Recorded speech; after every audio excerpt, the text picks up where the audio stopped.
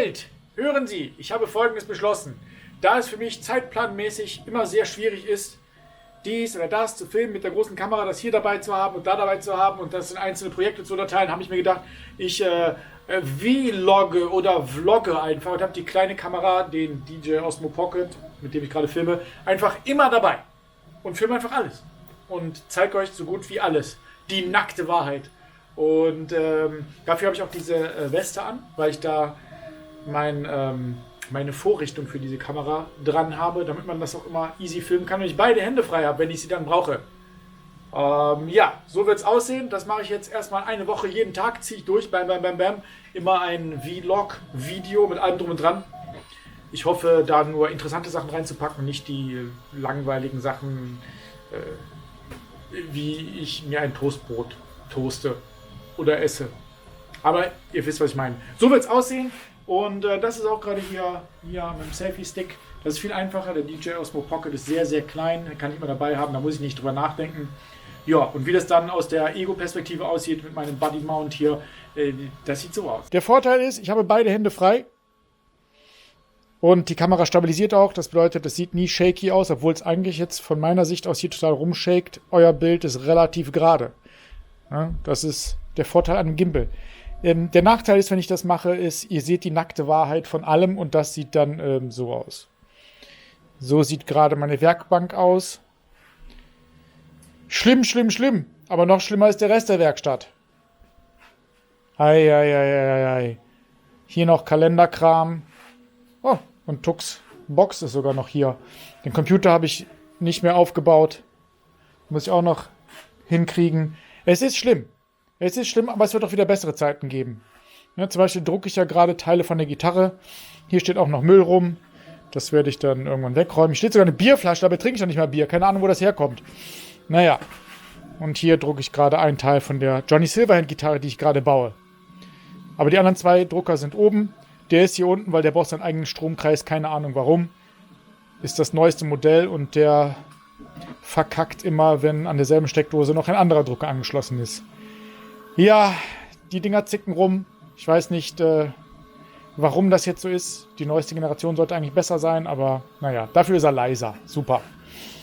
Ja, ich werde das eines Tages aufräumen, die nächsten Tage auch immer wieder. Ihr werdet es erleben und live aus der Ego-Perspektive mit dabei sein.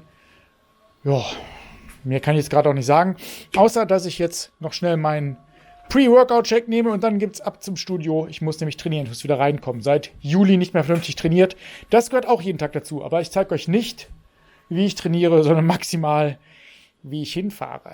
So, ich nehme das gerade zum 3. Mal auf, weil beim ersten Mal hat die Kamera irgendwo hingefilmt und gerade kam dann noch die Polizei vorbei mit Sirenen. Und da versteht man sowieso nicht, was ich sage. Ich bin ready, hier ist mein Buddy Mount, habe ich alles dabei. Und natürlich noch mein Elektro-Skateboard. Ah, jetzt geht's wieder.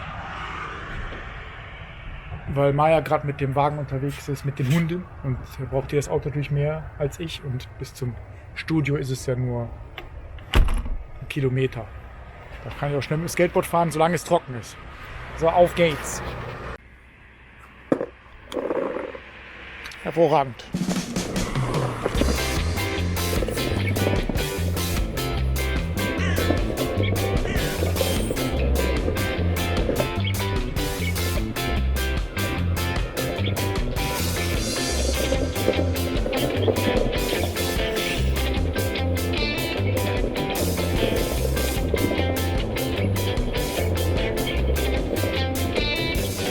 Ganz schön kalt.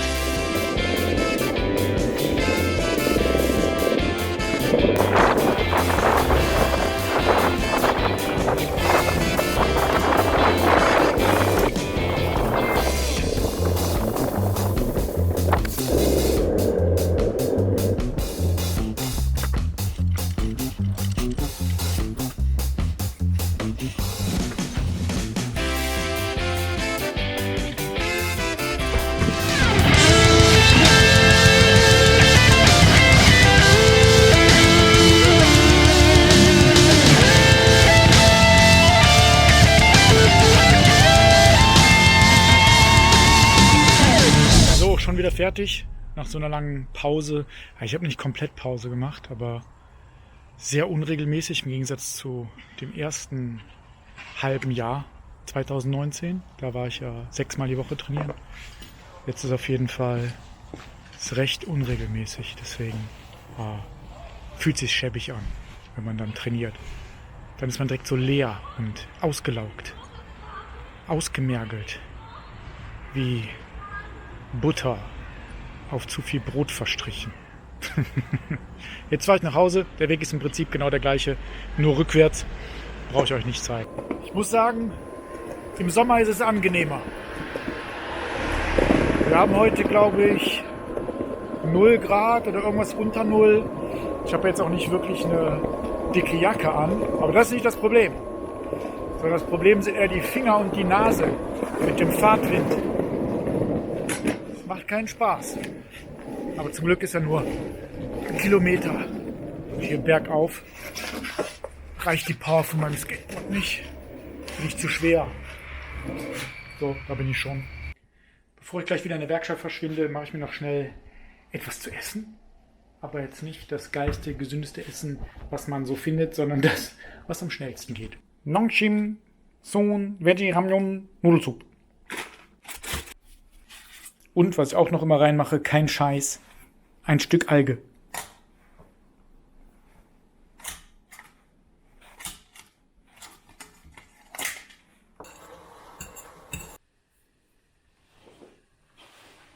Face Tracking, super. So, bon Appetit.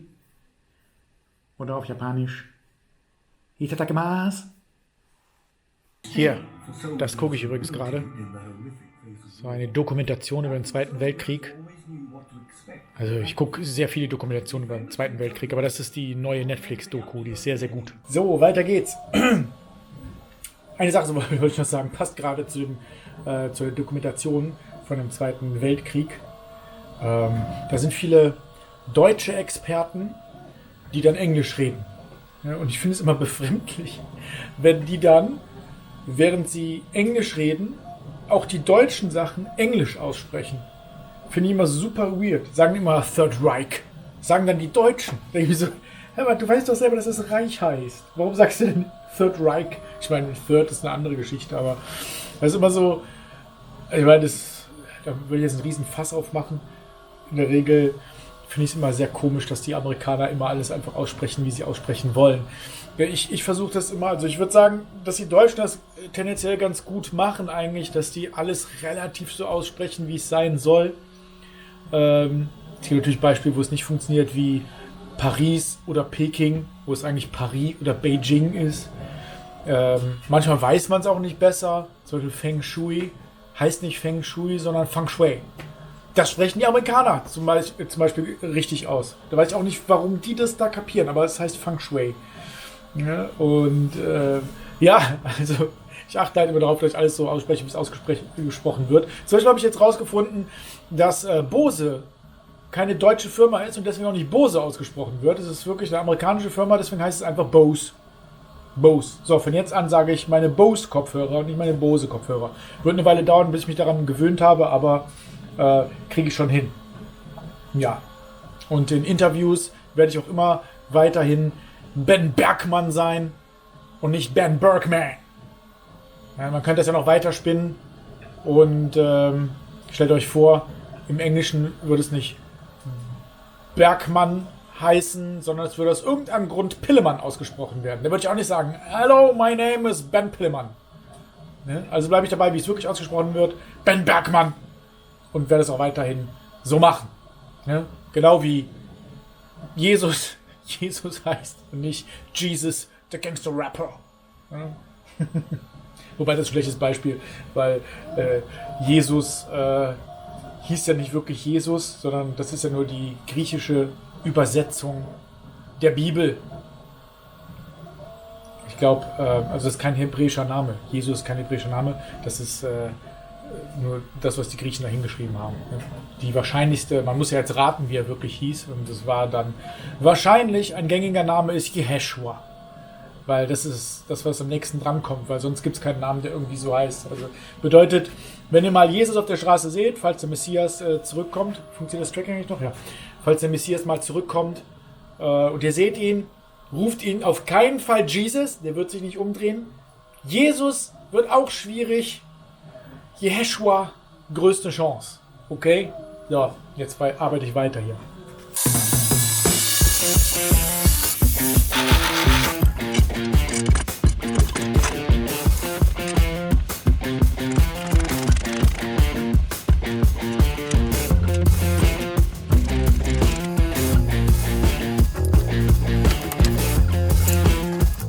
It comes out and then it broke. That's funny that you could see it live here on my stories. Here, this aluminum broke. See? Okay, I couldn't wait till tomorrow, so I fixed it now. And this is steel, so it won't break. So now it works.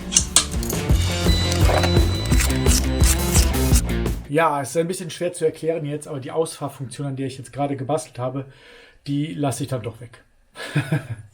Ich habe ja diese Gasdruckfeder hier eingebaut, aber die ist zu stark. Das bedeutet, die Metallteile verbiegen sich ganz leicht und dadurch verkantet sich alles. Ich müsste also Kugellager und alles einbauen.